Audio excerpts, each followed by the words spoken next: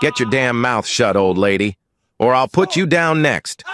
The words ripped through the heavy summer air before anyone understood what was happening. Officer Ryan Whitaker's voice cracked with that sharp, reckless anger that always shows up right before something unforgivable. His hand shot forward, snatching the ebony cane from Evelyn Harper's grasp as if it were a weapon. She didn't even have time to breathe, let alone step back, before he shoved her with the full weight of his body. The cane clattered on the sidewalk. Evelyn's skull hit the iron light pole with a hollow, gut-wrenching sound that stopped every conversation within 40 yards. Blood sprayed across the concrete like someone had dropped a jar of ink in the sun. She never screamed. She only gasped, soft and confused, as if trying to understand why a young man with a badge would treat her life like it meant nothing at all. Before going into this story, tell me where you're watching from. And if you want more stories like this, make sure to subscribe to the channel and give me a like. It helps more than you think. The heat over Atlanta hung like a thick blanket that Sunday at 5:47 p.m., the kind of heat that gathers under your throat and reminds you how heavy the world can feel. Evelyn had just stepped off the church steps after singing in the choir at historic Ebenezer Baptist. Her voice, still warm from the last hymn, felt light in her chest as she laughed with Sister B. Coleman, who had been her friend since the days they carried sandwiches and bandages across the Edmund Pettus Bridge. They had been talking about the sermon when they heard the yelling from across the street. Officer Ryan Whitaker, 27, red-faced and trembling with the kind of rage only a man afraid of his own weakness can summon. Had Deshaun Mitchell pinned in place with his voice alone? The boy was 19, slim, terrified, and standing beside a battered Honda with a broken taillight that had probably been cracked since middle school. Whitaker's words were sharp, fast, too loud for a citation. Evelyn's instincts kicked in, the instincts of a nurse who had seen too much blood, too many boys hurt by hands that claimed authority. She lifted her chin and said softly toward him, "Young man, you don't have to talk to him like that." It wasn't a threat. It wasn't a challenge. It was a reminder of dignity, spoken by a woman who had tended to wounded marchers when police dogs tore into them. But Whitaker heard none of that. All he saw was an older black woman interrupting his moment of power. He moved on her before anyone else could blink. The shove was so sudden that even Sister B froze, eyes wide, lips trembling as if she had felt the impact herself. When Evelyn hit the pole, the sound echoed through her bones. Her body crumpled, folding sideways onto the scorching sidewalk. 98 degrees of heat burned her skin through her choir dress. A small pool of blood spread beneath her head, dark at the center and thin at the edges where it met the concrete. A few people screamed. One man stepped forward, hands shaking, but Whitaker swung his arm outward in a warning gesture, screaming at everyone to stay back. "She shouldn't have interfered," he yelled, voice cracking. His words shook with guilt he didn't yet recognize as guilt. They would replay that moment for him in court one day. But he didn't know that yet. He was still drunk on the arrogance of a badge he never earned. Nurse Tamara Jenkins, who happened to be walking with two colleagues toward her car, clamped a hand over her mouth as she watched Evelyn hit the ground. But her training took over faster than her fear. She sprinted to the scene, phone already recording because instinct and experience told her the truth. Evidence disappears when the wrong hands are in charge of it.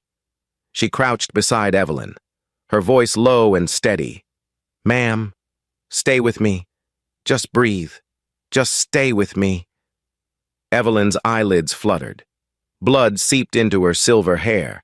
Tamara could feel the heat of the pavement through her scrubs, could hear her co-workers whispering for someone to call EMS. But Whitaker stepped toward them, barking orders, face red and sweat rolling down his temples. "Back up, all of you!" She interfered with an investigation. It was a lie, spoken too fast, too loud, the way all bad lies sound. Tamara didn't move. She pressed 2 fingers to Evelyn's neck and felt a faint, uneven pulse. Her colleagues tugged at her arm, afraid of the officer's rage, but she didn't budge. The minutes that followed felt impossibly slow. 11 minutes passed. 11 long, burning minutes with Evelyn lying on concrete hot enough to blister skin. Whitaker walked in circles like a restless dog, shouting into his radio, trying to justify what everyone had seen.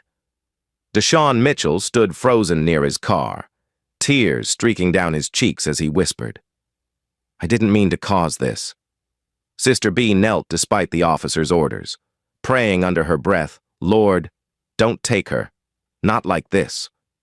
The air trembled with a mix of fear, anger, and disbelief. No one understood why EMS wasn't arriving faster. No one understood why an elderly woman who had done nothing but speak a sentence of truth was lying unconscious in the sun while an officer paced above her like he was the injured one. When Evelyn stirred at last, her voice was barely a whisper.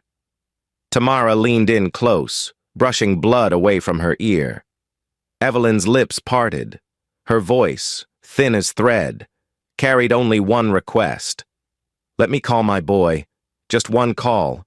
She tried to lift her hand, but her fingers shook uncontrollably. She didn't know Tamara was filming, didn't know half the city would see those words before sunrise. She only knew the one truth that had carried her through every hardship, every march, every injustice she had witnessed across decades. Her son had never failed her, not once. And in that moment, before her eyes rolled back and her consciousness faded, she trusted that he would come, not with anger, not with violence, but with something far more dangerous to the men who hurt her: memory, truth, and the quiet determination of a son who made a promise long ago that she would never bleed alone again. By the time the ambulance finally arrived, the sidewalk around Evelyn had grown silent. Even Whitaker's voice had fallen to a whisper, as if some part of him understood the line he had crossed. Tamara kept recording until the paramedics lifted Evelyn onto the stretcher. She stayed kneeling on the pavement long after the ambulance doors closed, hands trembling, breath shaking through her teeth. She didn't know the full story. She didn't know who Evelyn's boy was, or what kind of force those whispered words would unleash. She only knew one thing: the world had just shifted, and the men responsible were already running out of time. Marcus Ghost Hale was sitting on the porch of his cabin in the Blue Ridge Mountains when the phone beside him vibrated once. Just once. With the soft, familiar tone he had assigned only to his mother.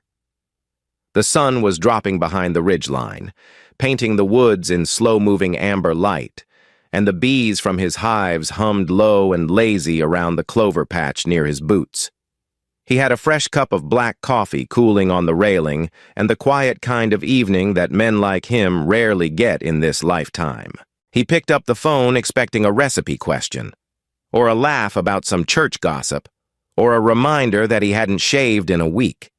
Instead, he heard breathing, thin and ragged, followed by a voice he hadn't heard tremble since he was 10 years old. "They hurt me, baby, real bad." The words were faint, as if scraped from the edge of consciousness, and then there was nothing. No scream, no breath, no second sentence, just silence. A silence so sharp it sliced straight into the space behind his ribs. For 12 full seconds, Marcus didn't move, not a twitch, not a blink. The world around him fell into a strange stillness, as if even the wind knew better than to touch him. He stared out toward the tree line, jaw clenched, chest rising once and then stopping halfway, like a man holding back the weight of memory. He had heard dying breaths before, too many, but never his mother's. And it was that silence, not the words, that pushed him up from the porch like a force had reached inside his bones and pulled. He slid the phone into his pocket without ending the call, grabbed the keys off the nail by the door, and stepped inside his cabin with the measured calm of a man who has trained his whole life to move without shaking. He didn't curse. He didn't shout. Men like him don't explode. They compress. In the bedroom, he pulled the old go bag from beneath the cedar chest. It wasn't a bag built for war. Not anymore. But a bag built for truth. Inside was a black Glock 19 he hadn't fired in 7 years, 2 burner phones, a 4-terabyte drive containing 16 years of files he had collected but never used, and a leather-bound diary stained with dried blood from a day most Americans pretend to remember but have never truly understood. Bloody Sunday, 1965. Page 17 still carried a faint brown smear from when his mother, barely an adult, had knelt on the pavement in Selma, pressing her own hand over the wound of a man twice her size. Marcus hesitated as he touched the diary. It had always been his compass, even when he didn't want one.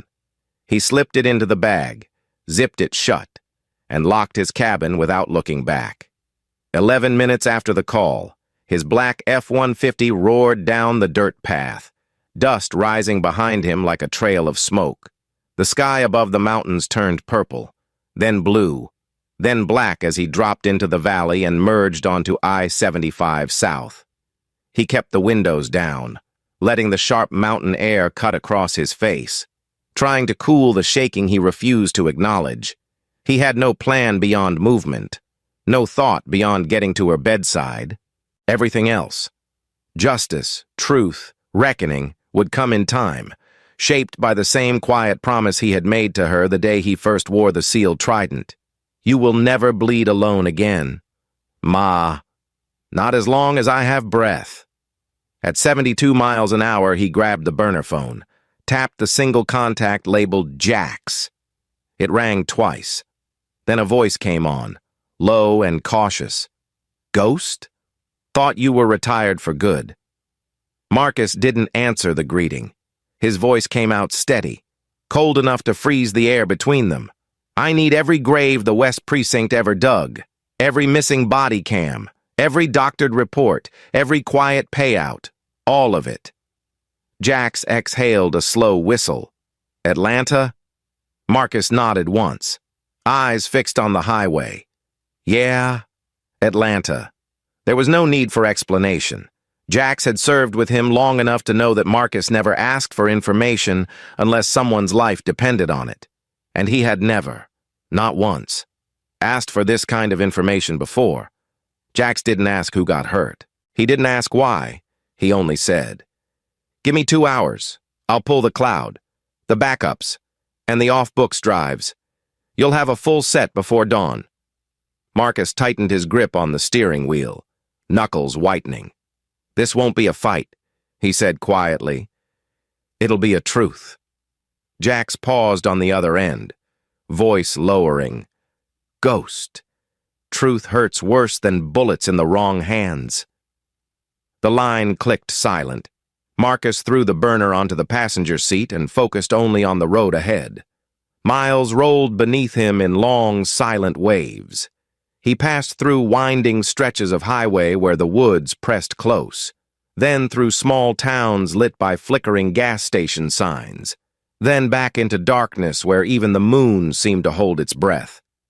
He thought of his mother lying somewhere in Atlanta, small and frail on a hospital bed, blood drying in her hair. He thought of the boys she had patched up on church steps, in back alley clinics, and on the streets of Alabama. He thought of all the times she had lifted him up when the weight of the world had pushed him down. And by the second hour of the drive, he had already decided something he would never say out loud, if she died. No one responsible would sleep in peace again, not with rage, not with vengeance, but with truth so sharp it would carve the rot from their bones. When midnight hit, Jax sent the first file, then another, then 20 more. Marcus listened to the chime of each notification like they were footsteps approaching in the dark. Body cam failures, missing reports, internal complaints buried in the system, excessive force files lost to clerical error. He forwarded everything to the backup drive in his go bag, imprinting each piece of information into the part of his mind that never forgot anything. As he crossed into the Georgia state line, he picked up the second burner, dialed a different number, and waited. A woman answered, calm, steady, familiar. "This is Torres." Marcus exhaled once. "Captain, I need you in Atlanta." A quiet pause. Then her voice sharpened. "What happened?" Marcus's eyes darkened. "They hurt my mother." She breathed in slowly. "I'll be there before sunrise." The sky was still black when the city lights of Atlanta appeared on the horizon. Marcus rolled his shoulders back, cracked his neck, and prepared himself for the truth he was about to face. He didn't know what Evelyn looked like in the hospital yet. He didn't know the damage done. He didn't know how many men had helped cover it up, but he knew the one thing that mattered. His mother had made one call, and now he was here. A ghost walking into a city that had no idea its quietest truth was already on its way to their doors.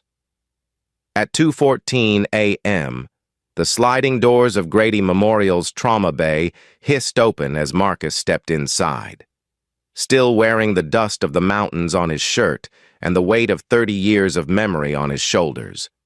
The smell of antiseptic, metal, and old fear wrapped around him like a familiar shadow. He had walked into trauma rooms before, some with teammates missing limbs, some with boys half his age gasping their last breaths. But nothing prepared him for this hallway. Nothing prepared him for the sight of his mother's name scrawled in red across the intake board. Harper. Evelyn. Critical.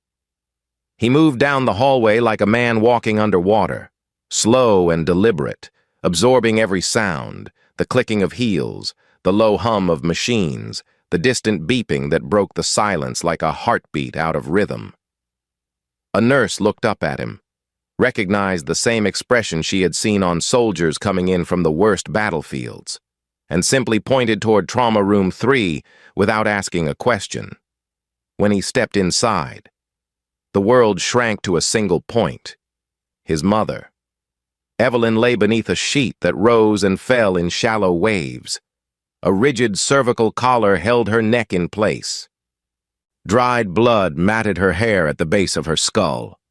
A thin line of oxygen tubing traced across her cheeks, and the monitors beside her bed pulsed in small green flickers, each one marking the narrow distance between life and something colder. A surgeon murmured terms he knew all too well: subdural hematoma, midline shift, 50-50. But Marcus barely heard them. He sat in the chair beside the bed, his elbows resting on his knees, and looked at her face. For the first time since leaving the mountains, his breath wavered. He reached out with careful fingers and brushed the back of her hand, the skin still warm, still alive. A whisper rose from his chest, not meant for anyone else. "I'm here. Ma. I'm right here." He reached into his go bag and pulled out the leather diary he had carried across oceans, deserts, and battlefields. The bloodstain on page 17 had darkened over the years, but the words remained clear. Silence is also violence. He traced those words with his thumb and felt the weight of them settle across his spine. His mother had written them 50 years before he ever became a SEAL. 50 years before he ever held a rifle in a place where miles away meant nothing. She had written them after bandaging strangers on a bridge drenched in gas and blood. And now she lay before him, hurt by a young cop who had never learned the lessons she tried to pass on to the world. Marcus opened the diary and let his eyes move across the old ink. He read the passage she had written after Selma. The one where she described how a man twice her size had collapsed into her arms, coughing blood onto her skirt, whispering, "Don't let them say I didn't stand." She wrote that she carried the weight of that moment for decades, not as a burden, but as a promise to the next generation. He felt the words tighten around his chest. He thought of all the men he had served with, all the brothers he had lost, all the pain he had buried so deep that nothing could touch it. Until now, for the first time in 19 deployments, Marcus let tears fall, not loud, not broken, just quiet, steady drops that hit the diary like the soft taps of distant rain. He leaned forward, resting his forehead against the back of her hand, his voice a low whisper that trembled against the cold metal rails. "I'm sorry I wasn't here sooner. I should have been closer. I should have known." He wasn't a man given to regret, but regret had come anyway. Settling in the spaces between his words, he inhaled her scent, faint lavender, hospital antiseptic, and the memory of Sunday mornings, and felt a shift inside him like a door opening to a room he hadn't entered in years. A room where he wasn't the ghost, wasn't the soldier, wasn't the man who had disappeared into the mountains to avoid losing any more people he loved. In this room, he was just her boy. He didn't notice the soft footsteps at first. Nurse Tamara Jenkins stood at the doorway, holding a small USB drive in her palm like it was something holy. Her eyes were rimmed red, exhaustion written across her face, but her voice stayed steady. "Mr. Hale?" He lifted his head, wiped nothing from his eyes, and turned toward her. She stepped inside, closed the door quietly behind her, and held the drive out with both hands. "This is the full video," she said softly. "I recorded everything. I couldn't let them bury it." Her voice cracked on the last word. Marcus stood, took the drive from her gently, and studied her face. She had the look of someone who had crossed an invisible line, someone who had decided she was willing to lose her job, her safety, maybe even her future, for the truth. He nodded once, a silent recognition of courage. "You just saved more than your job," he said. His tone wasn't dramatic. It wasn't angry. It was something deeper. An acknowledgement that her action had already changed the course of what came next. Tamara exhaled a shaky breath, relieved by something she couldn't name. "Your mother. She was trying to help that boy. She wasn't yelling. She wasn't interfering. She just asked him to talk respectfully. That's all." Marcus closed his eyes briefly, steadying himself. When he opened them, his gaze held a clarity that made Tamara's skin prickle. A clarity sharpened by grief, sharpened by memory, sharpened by something inside him, waking up after years of silence. "Thank you," he said quietly, "for standing your ground." She nodded once, her throat tight, then slipped out of the room before her emotions betrayed her. Marcus plugged the USB into his laptop. The screen lit up with the shaky, breathless footage of the sidewalk outside Ebenezer Baptist. He watched the moment his mother stepped forward. He watched Whitaker's hand snatch her cane. He watched the shove, the impact, the blood, the stillness. And then he heard her final words before the world went dark. "Let me call my boy." Something in him tightened, like a rope pulled too far. Not anger, not yet. Something colder, something precise.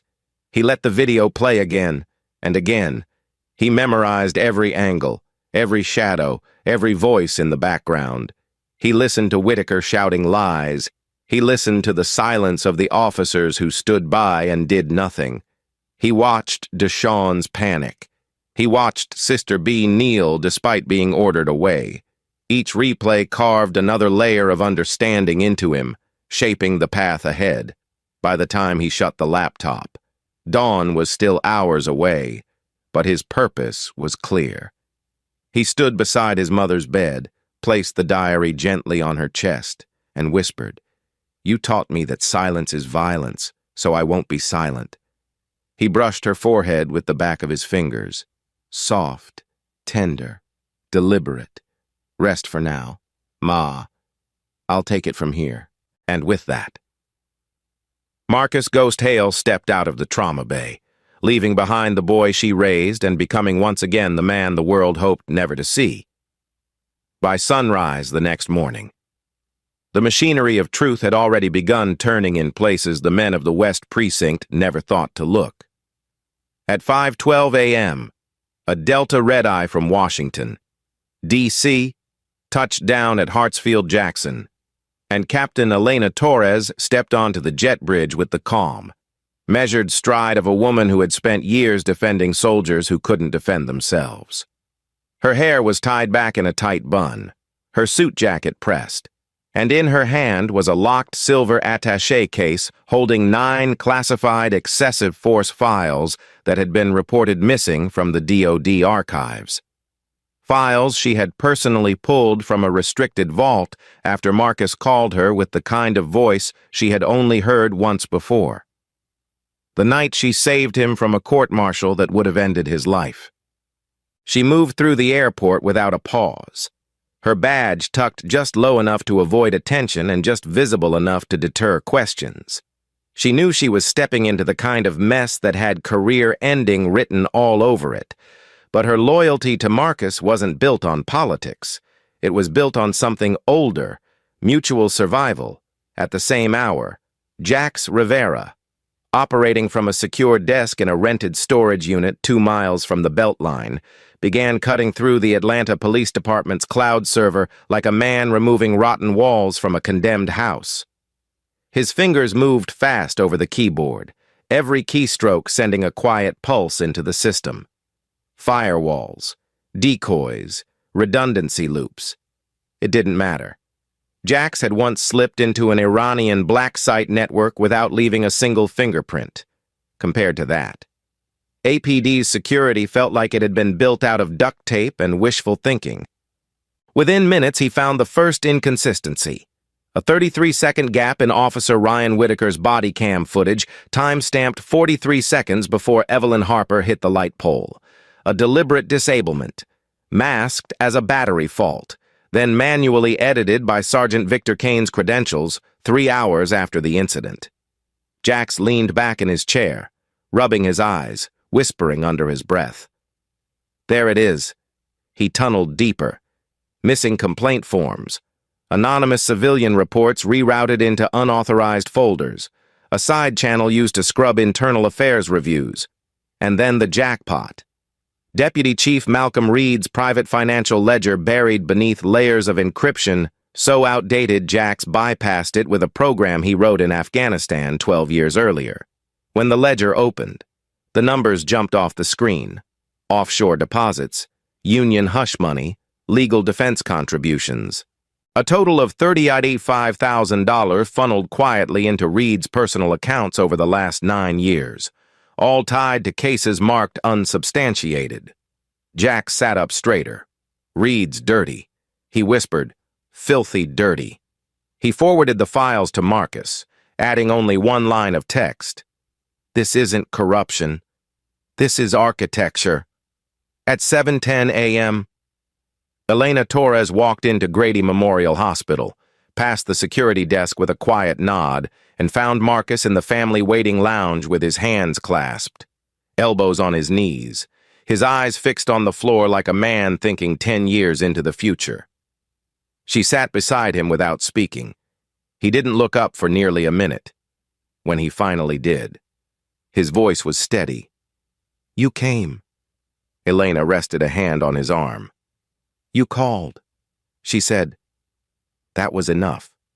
He nodded once, the kind of nod soldiers give each other when words feel like excess weight. Then he reached into his bag, pulled out the USB Tamara had given him, and placed it in her hand. This is what they did. Elena plugged it into her tablet. She watched the shove, the impact, the blood, the stillness, the way Whitaker barked orders at terrified witnesses. She didn't blink.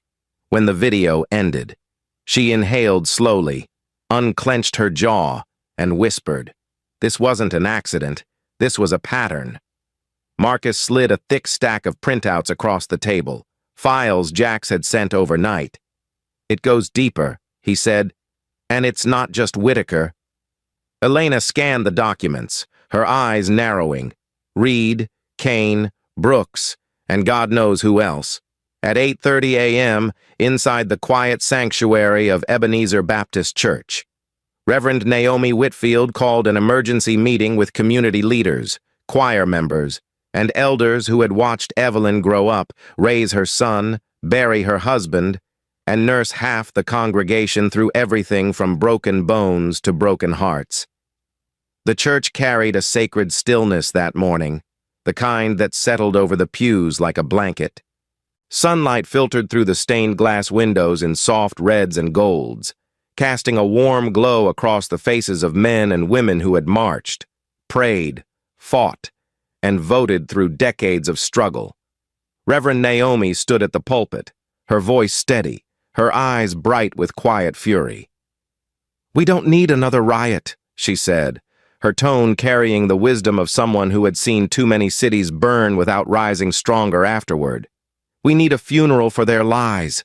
We need truth that doesn't break. We need to show them that we see everything now." The congregation murmured in agreement. Sister B. Coleman stood, her hands trembling. "They almost killed Evelyn," she said. "And for what? Because she spoke like a mother to a child?" Naomi stepped down from the pulpit, placing a hand over B's. "We will carry her voice," she said gently, "and we will carry the truth." She turned back to the room. "Tonight, we meet at Woodruff Park. We stand in silence, no shouting, no fists, no anger, just the weight of truth. Let the city feel it." By 9:15 a.m., Marcus and Elena moved their operation to a small, unused conference room in the hospital's lower wing. Jax joined them through a secure video feed, his face illuminated by the glow of multiple monitors. Elena spread the recovered files across the table. Body cam failures, missing reports, evidence tampering logs, forged signatures. "We have enough to blow open 9 cases, she said quietly. Jax nodded. "And that's just from the surface layer? I haven't even touched the off-site backups yet." Marcus leaned forward, elbows on the table. "We're not rushing this," he said. "We gather everything. We map the network. We show the city the truth all at once." Elena met his gaze.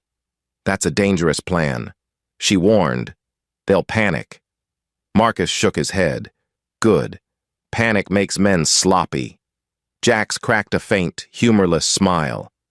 "The old ghost is back." At noon, while the city sweltered under 97 degrees of summer heat, Marcus stepped outside to clear his mind. He walked to the edge of the hospital courtyard where the noise of traffic faded just enough to think. He could feel the storm gathering, one built not of rage, but of evidence, patience, and memory. A storm his mother had unknowingly started the moment she whispered her final request on that hot Atlanta sidewalk. "Let me call my boy." He closed his eyes, letting her voice settle inside him like a vow. When he opened them again, his path was clear. By evening, the pieces were in motion. Jax cracked 3 more servers. Elena finished compiling the 9 lost cases. Reverend Naomi prepared for the gathering at Woodruff Park, and in the quiet room where Evelyn lay. The monitors hummed a fragile rhythm that kept Marcus grounded, kept him steady, kept him sharp. The truth was coming, and every man who had tried to bury it was about to learn that silence, once broken, becomes the loudest force in the world. By day 3. The hospital room had settled into a rhythm of quiet monitoring, soft footsteps, and the constant hum of machines that seemed to breathe for Evelyn when her own body could not. Morning sunlight pushed through the blinds in thin, warm lines, brushing across the foot of her bed as if reminding her that the world still waited for her to wake fully. Marcus sat in the same chair he had barely left since arriving, elbows on his knees, fingers laced together, eyes fixed on the woman who had carried him through every storm of his life. The diary still lay on the bedside table. Open to the page she bled on in Selma, its words resting like a steady heartbeat. When Evelyn's eyes flickered open for the first true time since the fall, Marcus's breath caught in his chest. She looked at him, not with the full clarity she once carried, but with a fragile awareness. Her lips parted, but no sound came. He leaned closer, smoothing her hair with a gentle hand. "I came home. Ma," he whispered. Her fingers moved weakly toward his. He held them, steady and warm. For a long moment, neither spoke. Yet everything was said. She was alive, and he would not leave her side. A soft knock broke the silence. Nurse Tamara stepped in, adjusting Evelyn's monitors with practiced hands. "She's stable for now," she said quietly. "She'll need rest and time." Marcus nodded. Time was something he understood better than most. How to stretch it, how to use it, how to let it sharpen into something that could cut through lies. He stood, kissed his mother's forehead, and stepped into the hallway. Elena Torres waited outside with a folder tucked under her arm, her expression controlled but tense. "We have movement," she said, "and trouble." Marcus followed her to the small conference room where Jax appeared on the screen. "Ghost," Jax said without preamble. "Kane's panicking. Reed's trying to clean his accounts. And Brooks. Brooks is making phone calls to the mayor's office." Marcus exhaled through his nose, slow and steady. "They're circling the wagons," Elena added. "Brooks scheduled a visit to the hospital. Public relations. He wants a photo shaking your hand." Marcus paused, letting the weight of that settle. "Let him come," he said. At 11:43 a.m., Captain Harlan Brooks arrived outside Evelyn's room with a bouquet that still had the $9.99 price tag hanging from the cellophane. His uniform was pressed to perfection, but the nervous sweat at his temples betrayed the fear beneath the fabric. He rehearsed a sympathetic smile in the reflection of the door window, then stepped inside as if entering a stage he had paid for. "Mr. Hale," he began, voice coated in practiced sorrow. "I just wanted to express my deepest regrets for this unfortunate incident." He placed the bouquet at the foot of Evelyn's bed with the care of a man who thought flowers could erase violence. Marcus remained standing, arms crossed, watching him with an expression so calm it unsettled the captain more than anger would have. Brooks cleared his throat and continued. "We are forming a review committee. We will issue a public statement. Officer Whitaker has been placed on temporary desk duty pending." Marcus cut him off quietly. "Suspend Whitaker." His tone held no edge, no aggression, only certainty. Brooks blinked. "Well, we will naturally consider." Marcus stepped closer, his voice settling into a steady, unyielding rhythm. 72 hours. Suspend him. Reopen all 9 cases Jax pulled from your department's dark files, or I make sure your name dies before you do. Brooks let out a small laugh. Thin, brittle, defensive. "You're threatening a police captain?" Marcus tilted his head slightly. "No," he said softly. "I'm giving you a chance." Brooks looked around the room as if searching for an ally. Evelyn lay motionless. The machines beeped softly. The sunlight drifted across the sheets. And in that quiet, something in Brooks cracked. He straightened, tightened his jaw, and tried to reclaim authority. "Mr. Hale," he said, "you don't understand how the system works." Marcus stepped closer still, close enough that Brooks could see the reflection of his own fear in Marcus's eyes. "You're not safe anymore either," Marcus said. "Not because of me, because of truth. And truth is coming for all 4 of you." Brooks swallowed hard, his facade slipping like wet paper. He backed toward the door, mumbling something about policy and procedure, but the words meant nothing now. The door closed behind him with a soft click. Outside the room, Brooks leaned against the wall, rubbing his hands together nervously. He didn't know how much Marcus already had. He didn't know how much worse it would get by nightfall. But he knew, deep down, that he had just stood inches from a man who did not bluff, a man who didn't need weapons to break a system already rotting from within. Marcus returned to his mother's bedside. Her eyes were open again, watching him with a weak but knowing expression. She tried to mouth a word, careful, but the sound never formed.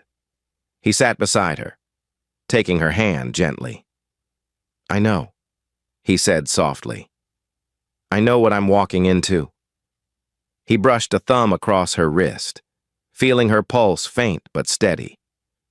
"But you taught me a long time ago that standing back is how these men keep winning." She blinked slowly, a tear slipping from the corner of her eye. Marcus leaned in. "Rest. That's your job now." As afternoon turned to evening, Elena and Jax fed Marcus a steady stream of updates. Kane had been seen entering a warehouse downtown rumored to hold seized evidence. Reed had transferred funds to a Cayman account 2 hours earlier. Brooks had left the hospital, likely to consult department lawyers. The network was fraying, each man pulling in a different direction to save himself. Marcus listened, absorbing each detail, letting it settle into the blueprint forming in his mind. "We hold until the leak," he said. Elena nodded. Jax grinned. "Then we light the match." Back inside the trauma ward, the night shift arrived. Nurses whispered about Evelyn's condition. Doctors reviewed scans.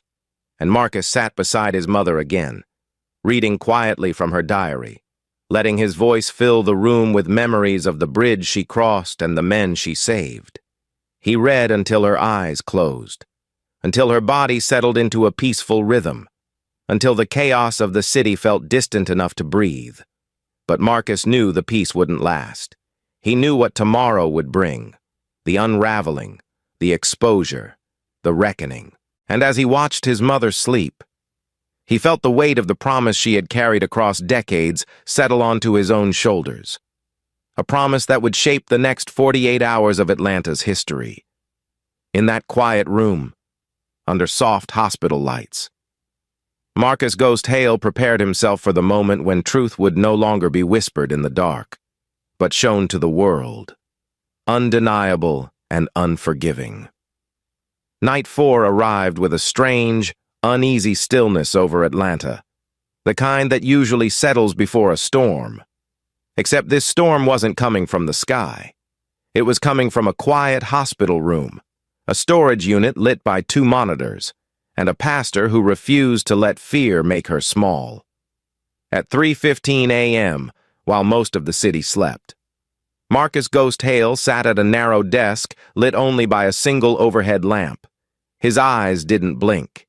His hands moved slowly, deliberately, as he uploaded the final files Jax had decrypted, body cam videos buried for years, forged use-of-force reports, internal affairs memos rewritten 3 times, Deputy Chief Reed's offshore transfers, Kane's intimidation tactics, Brooks's election season cover-ups, 9 victims whose names had never made the news, the full architecture of corruption, laid bare when the last file locked into place. Marcus clicked a single key. The screen pulsed once, then opened a blank, white page with black text at the top. OneCall.truth. No ads, no comments, no tracking, just truth. Clean, unvarnished, undeniable. He exhaled through his nose. Calm and cold. Let them see. He whispered, across Atlanta. The website detonated like a silent bomb. Phones lit up in bedrooms, laptops pinged in apartments above Auburn Avenue, screens glowed in taxis waiting near 5 Points. Officers in West Precinct opened their inboxes to dozens of frantic messages. Journalists jolted awake to alerts flashing urgent, unreleased body cam footage. And on social media, the link traveled with the speed of outrage, shared from one shaking hand to another until it became a river no one could dam. By 5:40 a.m., thousands of Atlantans were standing silently outside West Precinct. No signs, no chants, no yelling, just stillness. Mothers with their children, elders with walking canes, students in hoodies, veterans with medals pinned to their shirts, people holding photos of Evelyn Harper, and photos of 9 others whose names the city had never bothered to say out loud. They didn't move. They didn't blink. They simply stood, an unbroken line of eyes staring at a building that had hidden too much for too long. Reverend Naomi Whitfield stepped to the front of the crowd, her Bible pressed to her chest, her voice quiet but strong enough to carry across the morning air.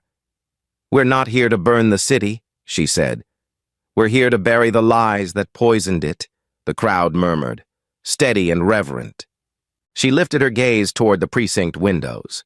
Let the truth speak. Let justice breathe. And let the men who did this face the weight of what they tried to bury. Behind her.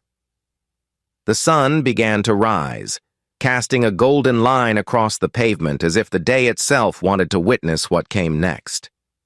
Inside the precinct. Sergeant Victor Kane stared out the window with trembling hands. He had once been a good officer, 22 years ago. Before the job carved pieces out of him one by one until he couldn't recognize himself anymore. He saw the crowd. Then he saw something he didn't expect, an elderly woman near the front, leaning on a cane, looking directly at him. Not with anger, not with judgment, with disappointment.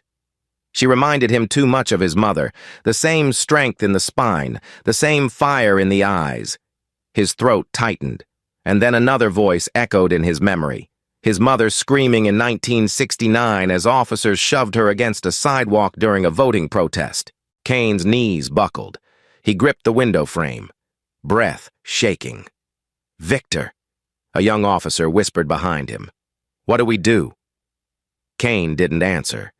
He stepped away from the window, walked through the front doors, and into the sunlight. The crowd parted, confused. The 82-year-old woman stepped forward and said softly, "Victor, you forgot how they beat your mama in '69? The words hit him like a blow.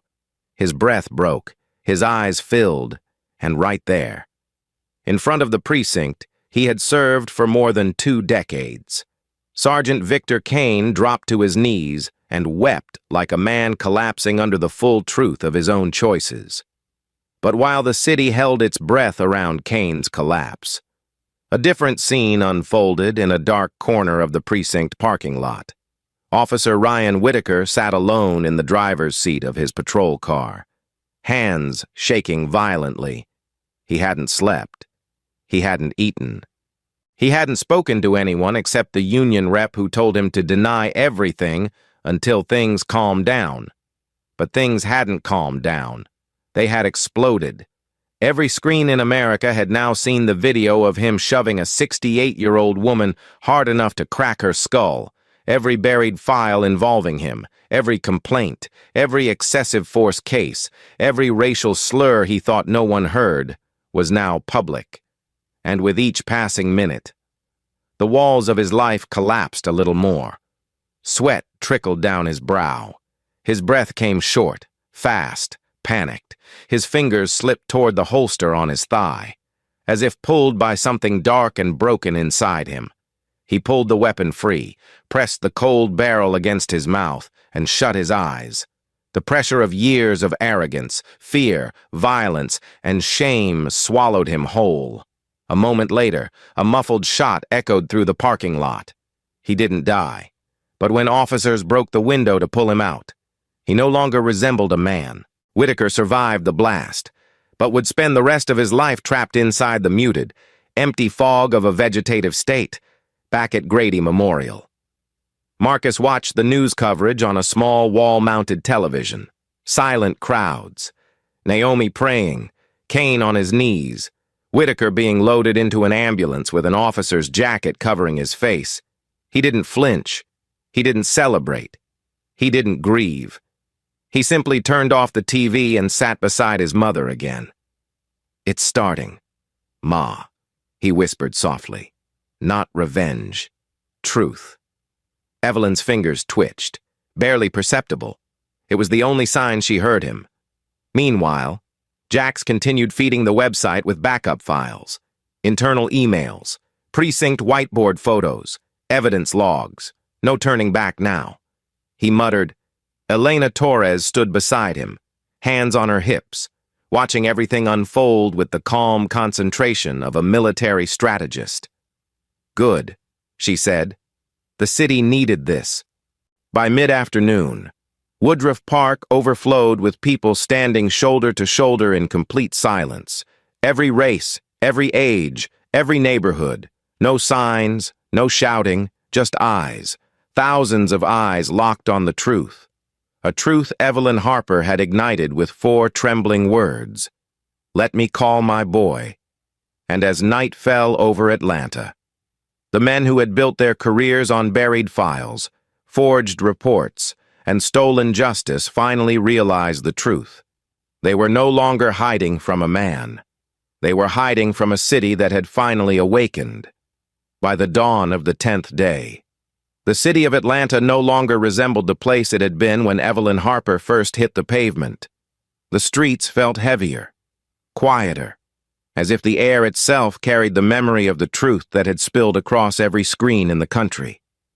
West Precinct stood half empty, its windows dark, its parking lot littered with abandoned patrol cars from officers who chose to call in sick, unavailable, or off duty until further notice. Inside Grady Memorial, Marcus sat at the foot of his mother's bed, watching the soft rise and fall of her chest, listening to the steady beep of the monitor that had become a kind of heartbeat for them both. The war had never been his intention, but sometimes the truth moves through a city the way rain moves through dry earth, slow at first, then unstoppable. And the truth had reached every corner now, leaving only consequences behind. The first came for Ryan Whitaker. The trial lasted only 8 days. Not a long trial, not a complicated one. The prosecution played the 38-second video. They played the missing body cam timestamp. They played the 9 previous complaints he thought he'd buried under favors from Reed and Brooks. His father, a powerful state senator, sat in the front row with a face hard enough to crack glass. The jury deliberated exactly 36 minutes, 12 years in state prison, no parole. The sentence would have meant something different if Whitaker had still been a whole man. But inside the facility, 14 months later, 2 inmates dragged him into a shower and beat him until his brain shut down for the second and final time. He didn't die, but whatever was left of him remained locked inside a body that no longer followed commands. A permanent resident of a long-term care wing where no one visited and nurses whispered prayers over him out of habit. Not hope. Sergeant Victor Kane faced his reckoning next, not in a courtroom, but in the quiet moments after he broke down on the precinct steps. He cooperated fully. He turned over files no one else knew existed. He handed Elena Torres a notebook filled with dates, transfers, and instructions from Reed that tied the entire network together. His testimony destroyed Reed's last defense, but truth has a cost. Kane lost his pension, lost his marriage, lost the respect of the son who wouldn't pick up the phone. He moved into a one-room trailer near the Alabama border, where he sat on the small porch each night listening to cicadas and the faint echo of his mother's voice saying, "You were supposed to be better." Some nights he cried, some nights he drank, and some nights he stared at the sky and whispered apologies no one would ever hear. He wasn't evil, just a man who broke in slow, silent pieces until someone else paid the price. Now he lived with the pieces. Captain Harlan Brooks fell next. When the mayor demanded his resignation, he tried to spin a statement about unforeseen leadership failures, but the truth was already too loud for spin. His wife filed for divorce 2 days later. His daughters changed their last name before the ink was dry. His pension was cut in half after the federal inquiry found he had knowingly suppressed multiple excessive force complaints. The election he once dreamed of vanished like smoke in wind. By the time fall rolled in, he was working as a mall security guard at South Lake, walking slow circles past food courts and outlet stores, flinching every time a black teenager made eye contact with him for the rest of his life. He carried one private fear, that one day someone would recognize him, not as a captain, not as a leader, but as the man who tried to hide the truth and failed. And then came Deputy Chief Malcolm Reed, the shadow behind the curtain. Agents raided his home at 4:17 a.m., pulling $2.7 million in cash from the walls, floors, and air vents. Offshore ledgers tied him directly to the union hush money, the tampered evidence logs, and 9 civil cases he had helped suppress. The federal judge didn't flinch when she read the sentence: 28 years in a Supermax facility with no possibility of early release.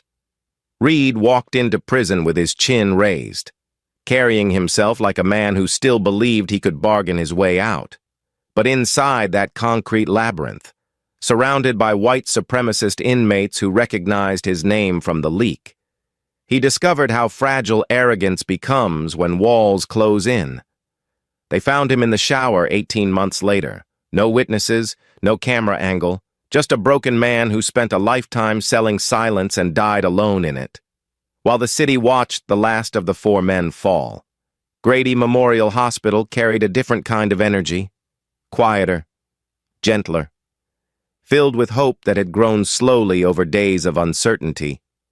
On a warm Sunday morning, Evelyn Harper opened her eyes fully for the first time since the fall. Marcus was there before the nurses could even call his name. She looked at him with clarity, weak but focused, and squeezed his hand. Her voice was soft, rasped, trembling. "You came home." Marcus leaned forward, brushing a tear from her cheek. "Always." He whispered, "Always." "Ma." Word spread quickly. By the time Reverend Naomi arrived, followed by Sister B, followed by Tamara and half the music ministry. The hallway filled with people holding paper fans and quiet prayers, when the doctors confirmed she could walk again with therapy. The city felt the news like a long breath after holding air too long. 3 weeks later, Evelyn stepped back into the sanctuary of Ebenezer Baptist, leaning on her cane, moving slowly but proudly. The church was packed, balcony, pews, aisles, when she appeared at the doorway. The entire congregation rose to its feet. They clapped, they cried, they praised, and the sound of it rolled through the building like a tide of victory. 7 full minutes passed before the room settled enough for the choir to begin the hymn her voice usually led. She sat gently, tearful but smiling, as Reverend Naomi took her hand and whispered, "The city stood for you, and because of you." Marcus stayed beside her that entire service. He kept his hand on hers, steady and warm, letting her lean on him as she sang the final chorus in a soft, trembling voice. And when it ended, when the crowd embraced her, when the city she loved wrapped her in gratitude, Marcus stepped back and watched with a quiet ache of relief. A week later, after she returned home with a walker and a smile soft as morning light, Marcus packed his go-bag again. He kissed her forehead. He promised he would visit once a month with fresh honey from the mountains. She nodded, eyes filled with trust. "Go home, baby," she whispered. "You've carried enough." He walked out to his truck, looked once more at the city skyline, and felt the weight of his promise settle back into place.